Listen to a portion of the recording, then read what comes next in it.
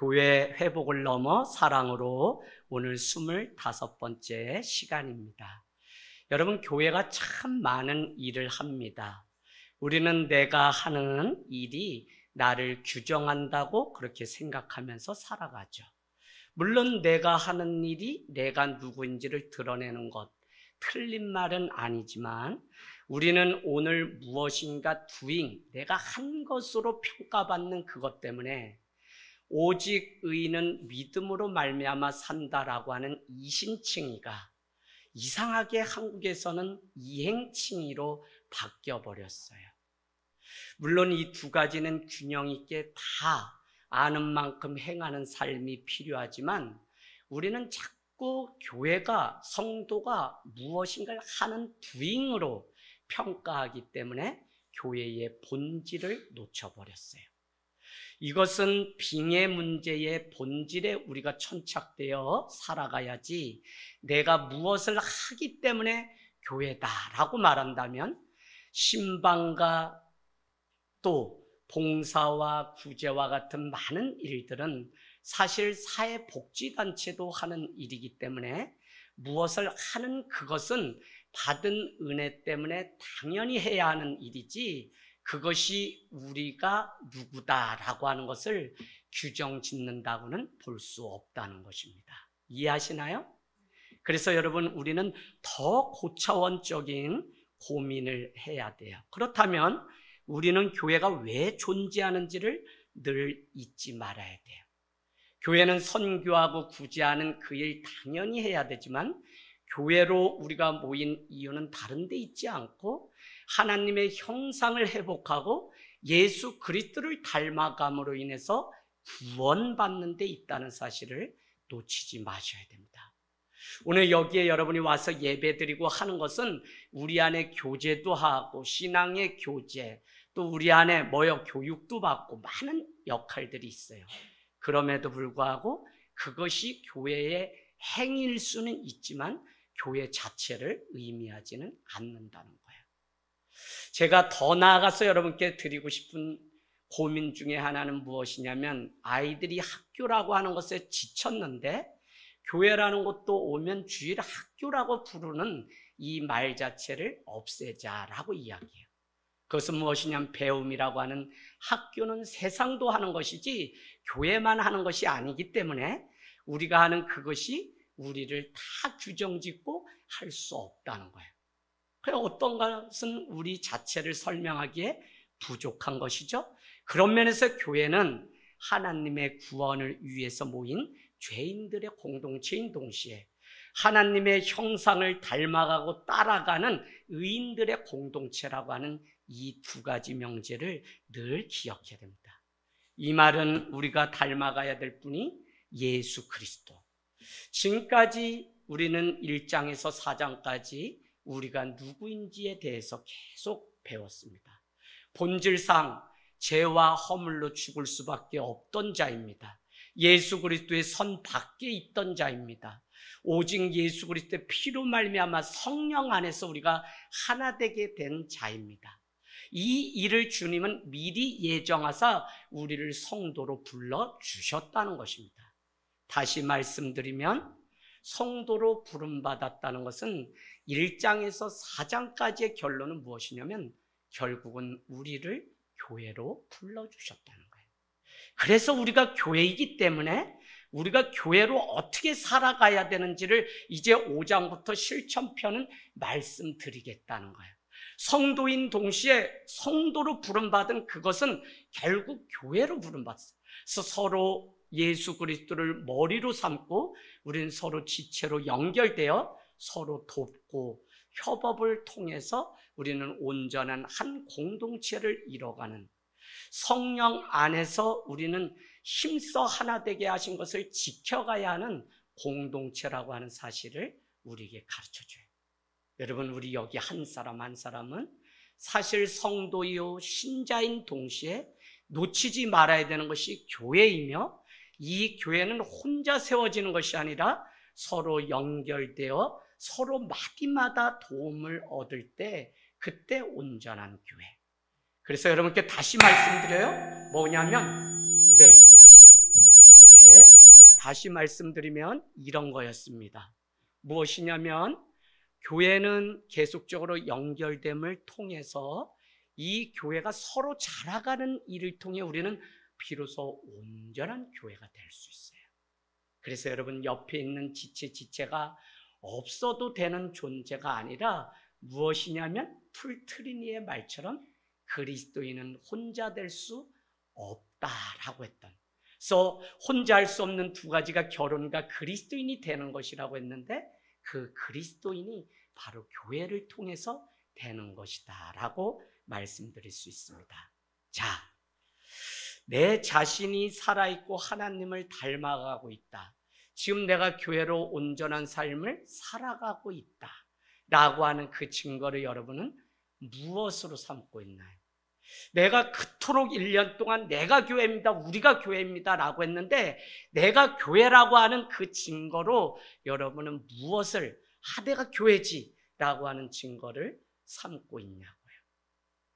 저는 사경회를 통해서 또 계속적으로 말씀을 통해서 내가 하나님의 신자요 교회로 살아가고 있는 가장 중요한 한 증거는 무엇이냐면, 용광로처럼 영혼을 품고 가슴에 품은 영혼 때문에 울고 그 영혼 때문에 기도하고 그 영혼 때문에 내가 지금도 마음 아파한다면 나는 온전한 교회로 자라가고 있어요.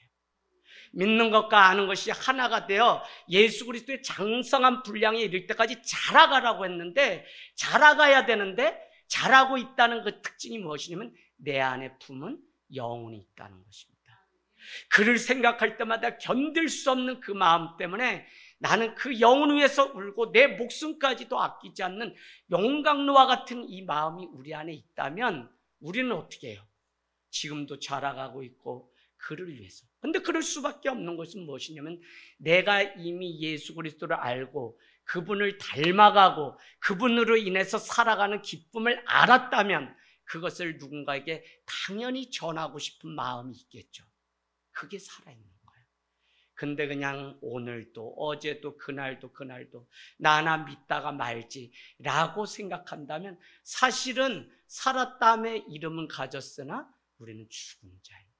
그래서 여러분, 안에 영혼을 향한 이 뜨거움이 날마다 멀리서 찾지 말고 우리 가정 안에, 가족 안에, 자녀들 안에, 남편들 안에, 아내 안에, 부모 안에 이 영혼을 향한 뜨거움이 날마다 있어서 주님 앞에 이제는 더 어떻게 토로할 수가 없어서 날마다 기도하는 그 자리에 내가 나와 있다면 내가 변화되고 자라가고 있는 특징이에요.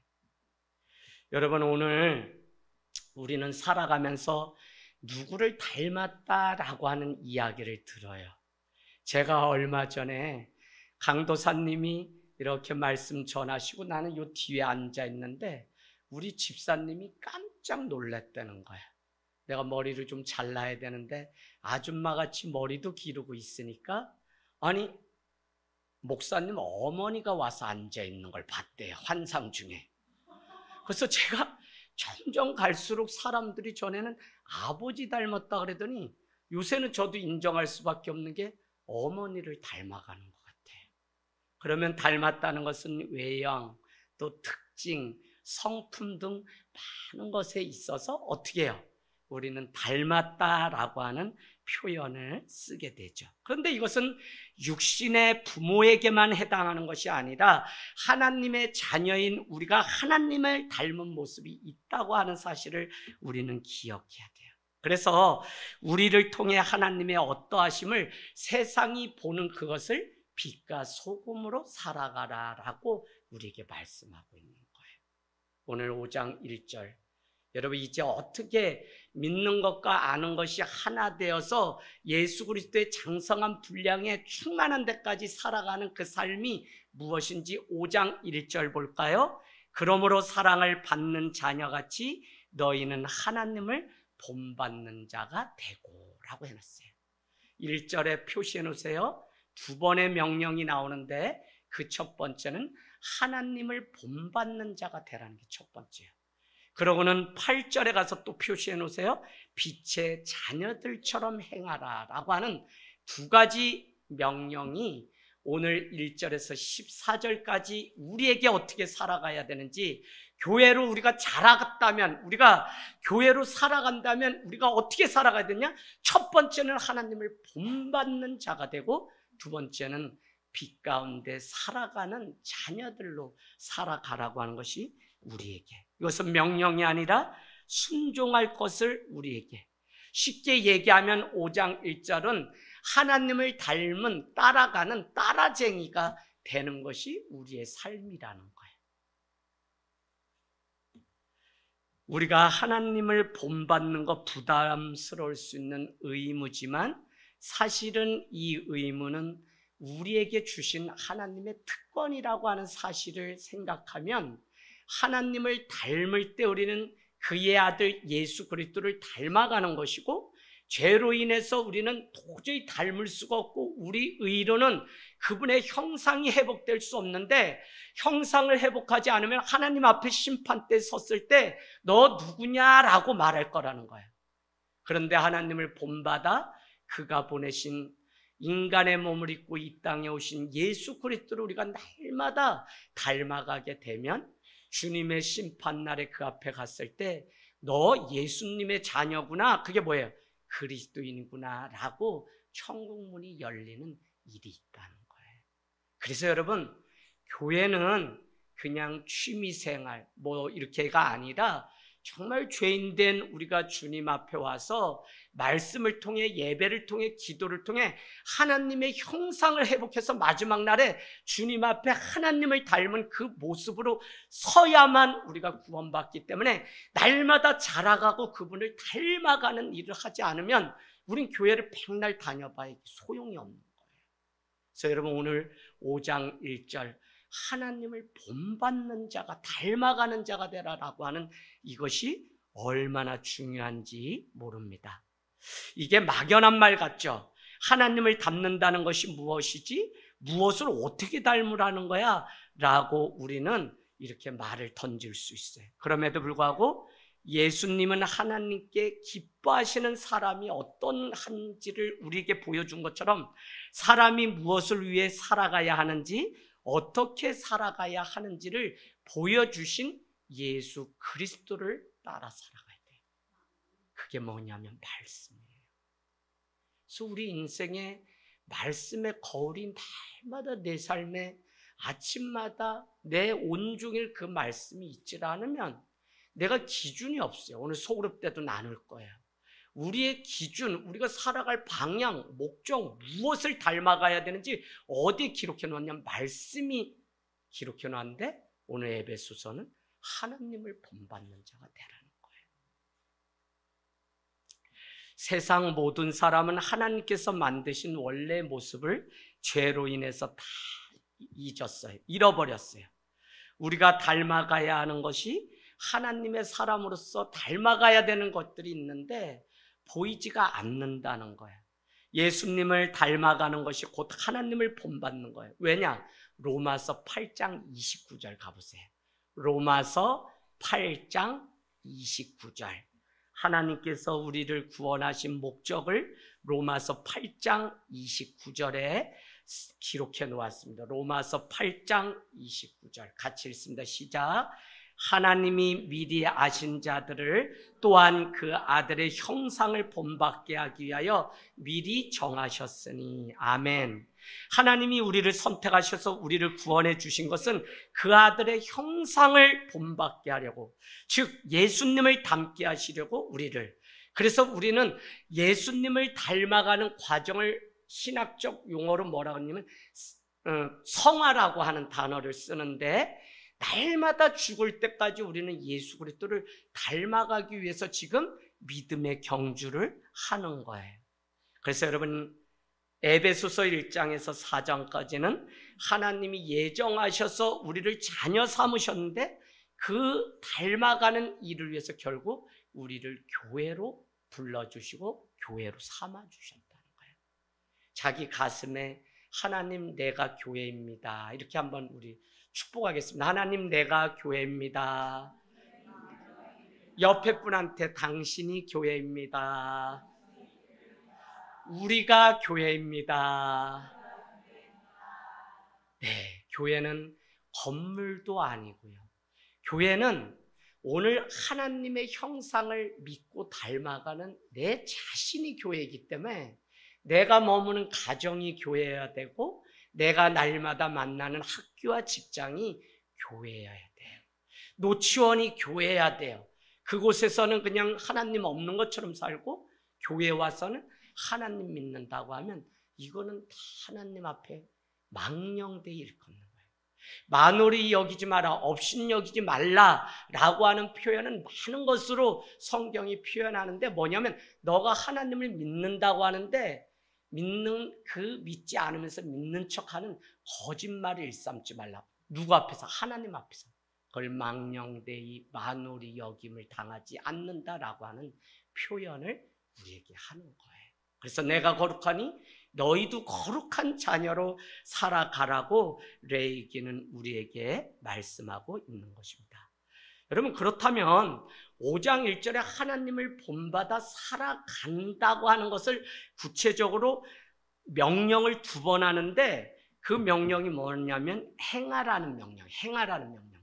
2절에 가보세요. 2절에 사랑 가운데서 행하라. 8절에 빛의 자녀들처럼 행하라. 뭐가요?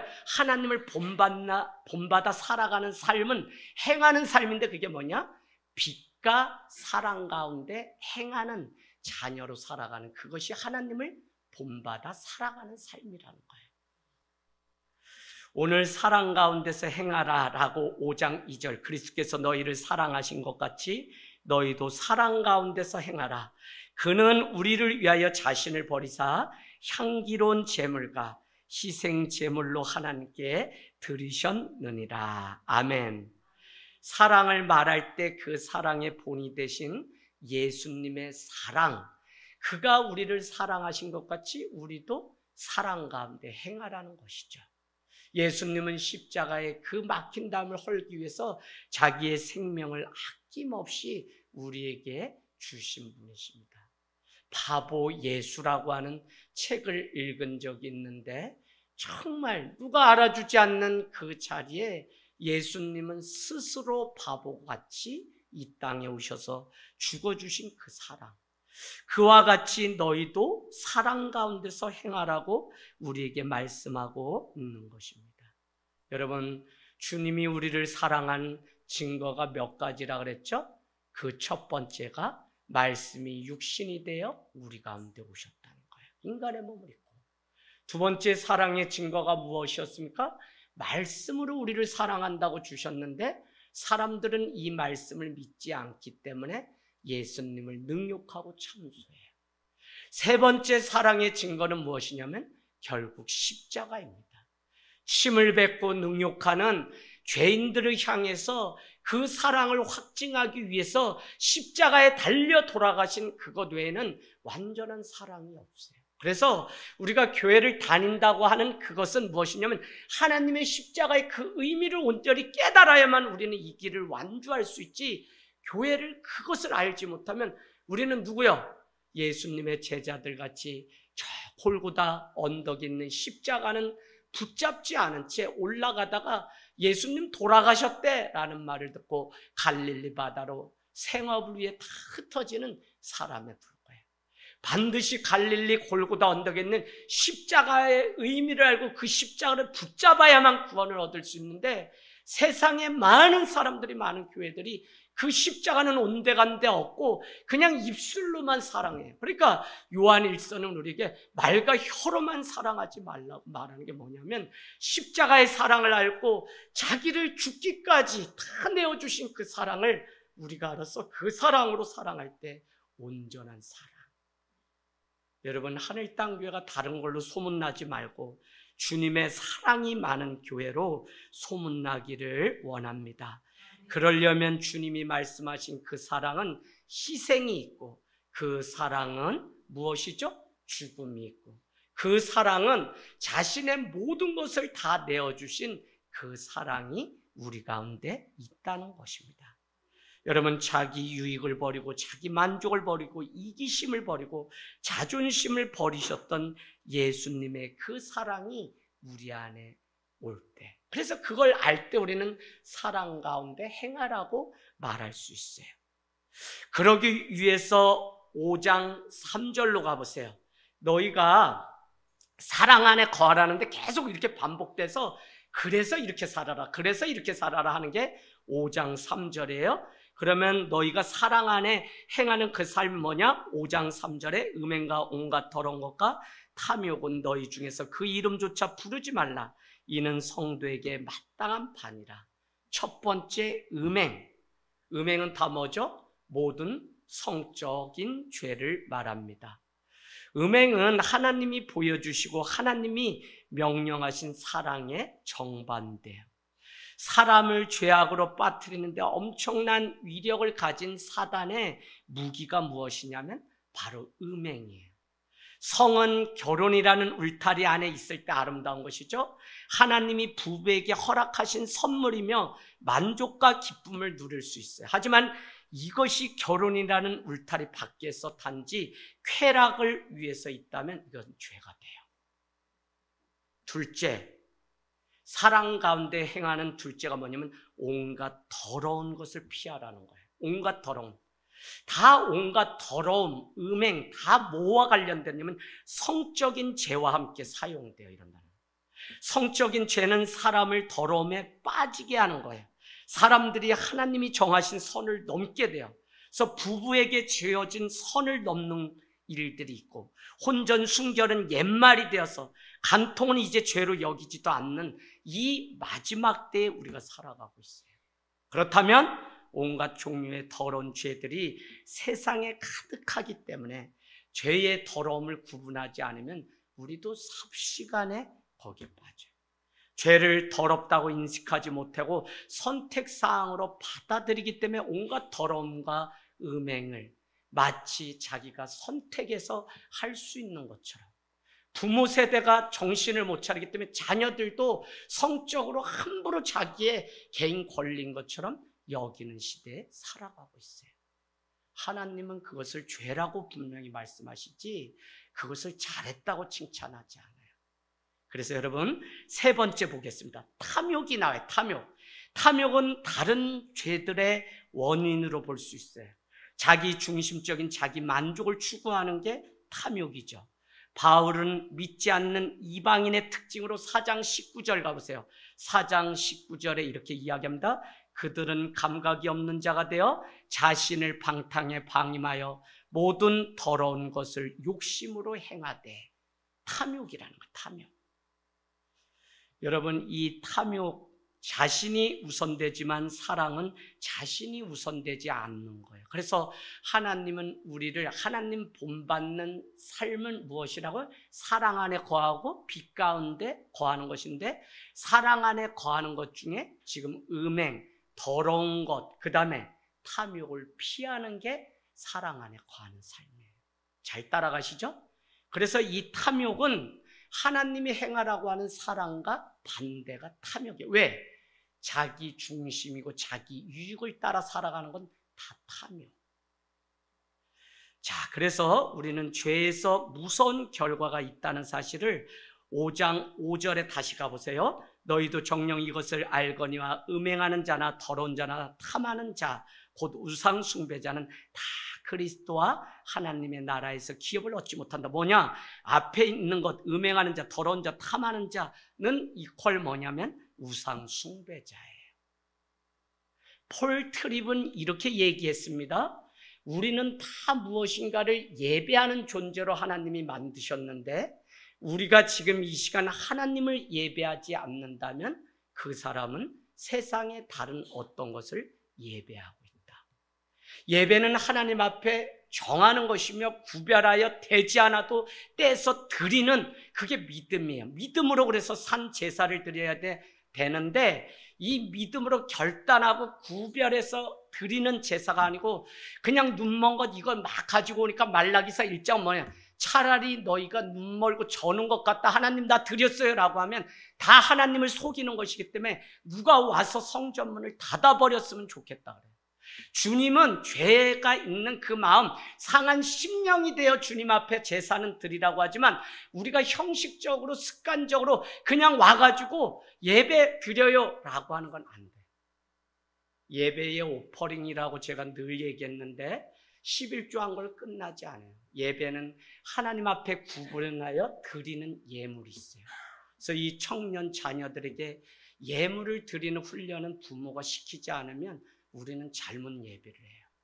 그래서 여러분, 한 번에 내가 다 했다가 아니라 한 주 구별해서 드리는 예물, 한 주 구별해서 드리는 시간이 예배고, 한 주 구별해서 드리는 헌신이 사역이고, 여러분 이 구별됨이라고 하는 것을 우리가 지키지 못하면 다 뭐라고요? 우상 숭배자예요. 내가 할 수 있어서, 내가 시간이 있어서, 물질이 있어서 한다가 아니라 하나님 앞에 정한 마음을 드리는 그것이 예배를 드리는 것이지, 우리는 이 사실을 모르면 구별됨이 없어요. 자, 그래서 여러분 5장 6절로 가볼게요. 누구든지 헛된 말로 너희를 속이지 못하게 하라. 이로 말미암아 하나님의 진노가 불순종의 아들들에게 임하나니 라고 얘기해요. 음행하는 것, 더러운 것, 탐하는 것, 다 탐하는 것에 뭐요? 우상 숭배자라는 말이에요. 자기 만족이 최우선되는 건 다 우상 숭배. 자기 자신이 하나님이 되는 그것이 우상 숭배잖아요. 바로 그런 자는 하나님의 나라의 기업에 들어갈 수가 없다라고 오늘 말씀하고 있는 거예요. 그래서 여러분, 하나님이 주신 자유는 얼마든지 누리되 주님 앞에 성도로서 구별하여 드려야 되는 삶을 정확히 드리는 것, 그게 우리가 예배예요. 하지만 성도는 하나님의 자녀를 닮아가야 되는 자죠. 그래서 하나님이 보여주신 그 사랑을 우리가 늘 해야 돼요. 탐욕에서 나오는 사랑은 다 가짜 사랑이에요. 그래서 우리는 진짜 하나님 앞에 살아가야 돼요. 여러분, 아무리 시대가 변해도 자녀들이 하나님의 사랑을 알고 영혼을 사랑하는 사랑이 있는 자가 세상을 움직이고 사람을 움직이고 사람을 살 수 있지, 자기가 가진 돈으로 사람 살 수 있을 것 같지만 때가 되면 다 떠나요. 인격적으로 대하지 않으면 아무리 과학고를 나와도 우리 전에 다니던 청년들도 보니까 다 벤처기업으로 가지 않다. 내가 혹사당하면서 그렇게 살고 싶지가 않은 거예요. 뭐예요? 월급 많이 준다고 다니는 것도 아니에요. 뭐예요 그러면? 결국 나를 인격체로 사랑으로 대하고 있는지. 우리 한 번이라도 다녀가는 아이일지라도 제가 다 와서 고맙다라고 문자를 보내요. 그 아이가 누굴 따라왔던 어떻게 따라왔던 그래도 이 교회에서 맞이하는 목회자로서 그에게 고마웠다, 반가웠다라는 문자를 보내요. 왜? 너가 우리 교회 성도가 아니어도 성도님이 한 번만 방문해 주셔도 저는 감사하고 그를 한 인격체로 대하는 것이지, 여기 교회 뭐 올 것 같은데 안 오면 뭐 띡 이게 아니라 그냥 그는 하나님의 형상을 담고자 같이 몸부림치는 자, 그 이상도 그 이하도 아니에요.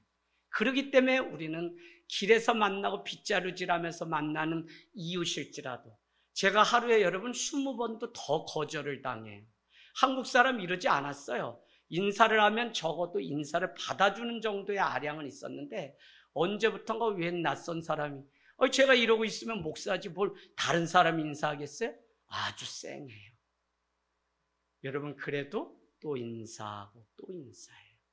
이런 일을 통해서 세상이 조금씩 환해지는 것이지, 우리마저도 하나님을 본받고 하나님의 사랑 안에 행해야 되는데 우리가 내 안에 갇혀서 우상을 숭배하는 자가 되면 우리는 이 사랑을 놓치게 돼요.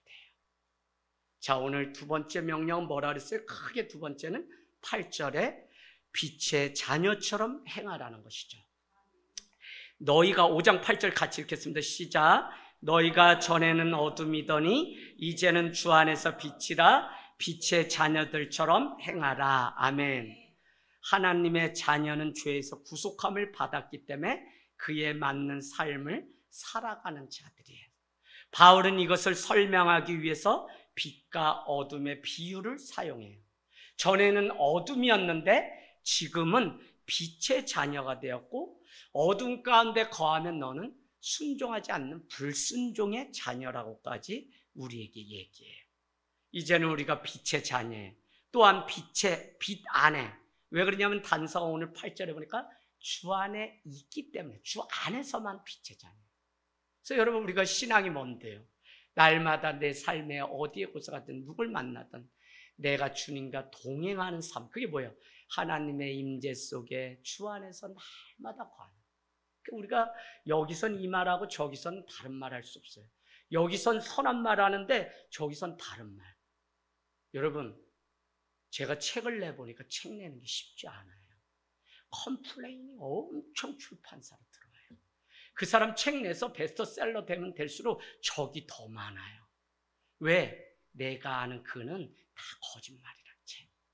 그게 저한테 최근에 우리 대표님이 목사님 책 내고 가장 제가 편안하게 책이 나가는 게 목사님 책입니다.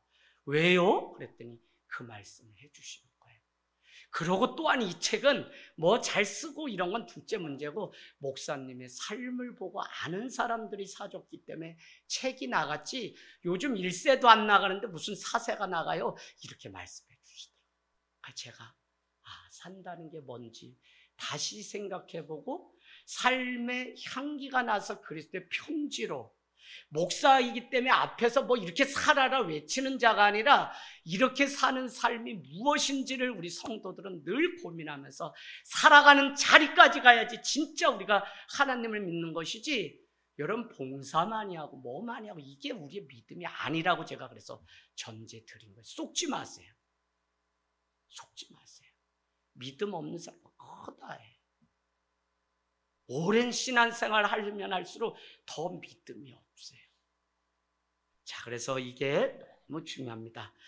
자, 우리가 빛의 자녀가 되었고 빛의 자녀로 행할 수 있기 때문에 이제 빛의 자녀처럼 행하라. 그것이 바로 믿는 것과 아는 것이 하나 되어 살아가는 성도와 교회의 증거라는 거예요. 하나님 닮는 것, 하나는 빛 가운데 행하는 삶. 바울은 빛의 자녀에게 나타난 특징, 대표적인 것을 세 가지를 이제 말해요. 빛의 자녀로 살아가는 건 뭔지 이번에는 이제 선한 것을 예를 들어요. 아까는 뭐였어요? 사랑 가운데 행하는 삶이 뭔지 뭐였어요? 음행, 모든 더러운 것, 탐욕을 벗어버리는 것. 이게 사랑하는 것. 이번에는 빛의 자녀들처럼 살아가는 게 뭔지 우리에게 가르쳐 주는데 5장 9절에 보세요. 빛의 열매는 모든 착함, 의로움, 진실함에 있다는 거예요. 열매가 있어요. 빛 가운데 살아가는 열매가 있어요. 빛의 자녀처럼 행하는 자들은 착함과 의로움과 진실함이 그 삶 가운데 나타나요. 5장 10절은 주를 기쁘시게 할 것이 무엇인지 그래서 시험해보라고 얘기해요. 그냥 살면 안 되고요. 주님이 무엇을 기뻐하는지 여러분은 시험해보고 알아야 돼요. 5장 11절 너희는 열매 없는 어둠의 일에 참여하지 말고 도리어 책망하라. 자, 우리 주변에 내가 살아갈 때 빛의 자녀들처럼 살아간다고 하는 것은 아까 좋은 것은 무엇이었어요? 모든 착함, 의로움, 진실함 삶을 살아가는데 하지 말아야 되는 것도 빛의 자녀들. 그게 뭐냐면 어둠 가운데 참여하지 말고 내가 어둠 가운데 참여하지 말고 오히려 어둠이 있다면 따라가는 게 아니라 적당히 살아가는 게 아니라 어떻게 해요? 책망해야 된다. 당신 그거 죄야 라고 너 그거 죄야 라고 얘기해야만 부모의 역할을 한다. 서로 우리가 교회로 부름받고 서로 자라가는데 야고보서 5장은 너희 중에 범죄한 자가 있느냐? 그를 위하여 기도할 것이요 그를 위하여 기도하면 죄사함을 받을지 누가 아느냐라고 말한 것처럼 교회는 뭐냐? 서로 범죄함이 보여주면 내가 저를 위해서 기도하는 자리에 갈 때 우리는 서로 온전히 근데 그게 아니라 이 죄 가운데 우리가 책망하지 않고 그냥 기도도 안 해주고 이러면 따라가게 돼요. 그러면 삽시간에 교회가 어둠이 와요. 그래서 여러분 오늘 중요한 것은 책망도 우리에게 주신 거예요. 참 옛날 부교역자 때가 좋았어. 뭐 그냥 나 좋은 말만 하면 딱 됐어. 근데 와서 막 목사님이 어떻게 막 목사님 내가 목사님한테는 그래 부교육자들은 예 그래요 집사님 아유 목사님 모르셨겠지요 이래. 근데 오선에 와서 개척을 해보니까 맨날 좋은 말만 해가지고 아무도 못 써요. 그래서 제가 뭐라 그래? 성도끼리는 좋은 말만 하고 바른 말은 누가 한다고요? 제가. 뭘로? 성경은 성령의 감동으로 지어진 것으로 뭐요? 의와 책망과 바르게 하기에 유익하니까 말씀이 말씀되게 전하면 뭐 여러분 나 집사님 이게 아니라 강단에서 말씀을 바르게 전하면 그게 바른 말 하는 거죠. 할렐루야. 그래서 여러분 제가 얼마나 고민 가운데 이 말씀을 그냥 전하려고 몸부림. 오늘도 새벽 5시에 나와서 또 갈아엎고 또 마지막 결론이 시원찮아서 또 없고 소그룹지도 또 바꾸고. 여러분 이 한 번의 예배가 되기까지 목회자가 뭐 얼마나 그죠? 한 주 사경회 때문에 충분한 말씀 묵상이 되지 않을까. 어제 오늘 저는 어제 또 개업 예배 다녀와서 또 교회에서 말씀 준비하고 계속해서 오늘 아침 5시 또 나왔어요. 이 바른 말. 그래서 뭐라고요? 어둠에 참여도 하지 말고 어둠이 보이면 그걸 책망하라고 우리에게 말씀하고 있습니다. 오늘 본문의 마지막은 무엇이냐면 5장 14절 우리 같이 읽을까요? 시작. 그러므로 이르시 잠자는 자여 깨어서 죽은 자들 가운데서 일어나라. 그리스도께서 너희에게 비추시리라 하셨느니라. 아멘. 여러분은 그 옆에 찬송이라고 써놓으세요. 초기 기독교회는 찬송할 때 예배 안에 이런 상투적인 문구가 있는데 그 문구가 바로 초대교회는 이렇게 얘기했다는 거예요. 잠자는 자여 깨어서 죽은 자들 가운데 일어나라. 그리스도께서 너희에게 비추시리라 하셨느니라. 마리아의 창가에도 비추시겠다라고 하는 이 창가가 있는 것을 보면 이것은 찬송이에요. 우리가 오늘 에베소서 1장부터 계속 사도 바울이 찬송한 이유가 많이 기록되어 있었죠. 1장 3절 찬송하리로다 하나님 곧 우리 주 예수 그리스도 아버지께서 그리스도 안에서 하늘에 속한 모든 신령한 복을 너희에게 주신 것을 찬송한다. 4절은 뭐예요? 사랑 안에서 그 앞에서 거룩하고 흠이 없게 하신 것을 찬송한다. 5절은 뭐예요? 기쁘신 뜻 안에 예정에서 나를 불러주신 것을 찬송한다. 그래서 여러분 7절은 또 죄와 곧 죄사함, 속량을 주신 것을 찬송한다. 그래서 찬송을 참 좋아했던 사람이 사도 바울. 그래서 오늘 1장 14절은 찬송에 관한 말씀인데 그 찬송은 다른 게 아니라 죄라는 어둠 속에서 잠자고 있던 우리를 빛으로 비추셔서 일어나게 하시고 깨우셔서 빛의 열매를 향해 나가는 자녀. 그래서 주님이 기뻐하시는 것이 무엇인지 알게 한 것이 바로 찬송의 이유예요. 여러분 늘 기억하십시오. 이 성경 있죠. 성경. 하늘에서 그냥 이렇게 뚝 떨어진 게 아니에요. 그래서 여러분 제 서재에 아주 얇은 꼭 빌려다 읽어보세요. 인간의 옷을 입은 성서라고 하는 제목. 아주 작아요. 제 은사님 김우경 박사님이 쓰신 건데 얇아요. 하늘에서 떨어진 게 아니라 성경은 사실 우리의 삶이 다 녹아져 있는 우리 인간사의 하나님의 이야기라는 거예요.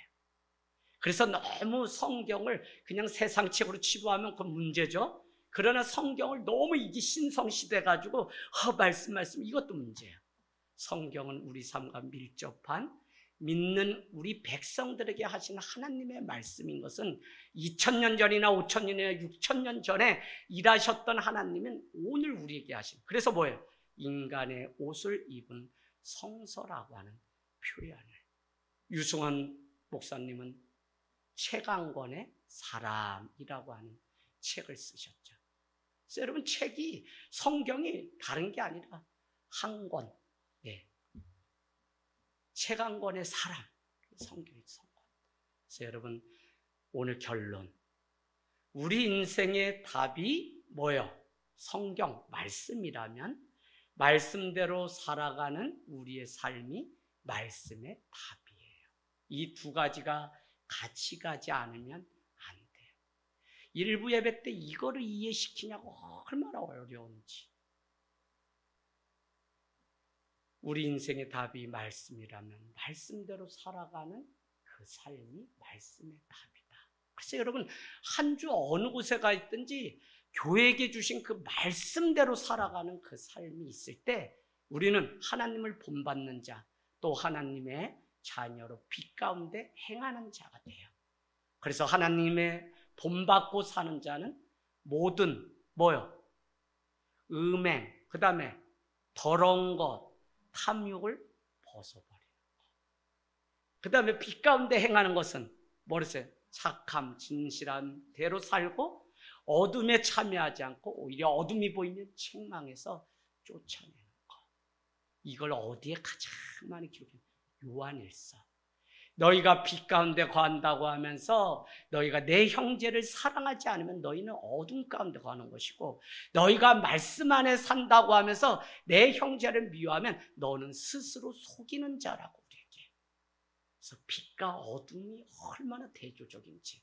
그래서 여러분, 날마다 말 한마디도 그렇고 살아갈 때, 사람을 바라볼 때도 정말 따뜻함으로 그 한 영혼을 귀하게 사랑 가운데, 빛 가운데 거하는 삶이 되기를 주님의 이름으로 축복합니다. 아멘.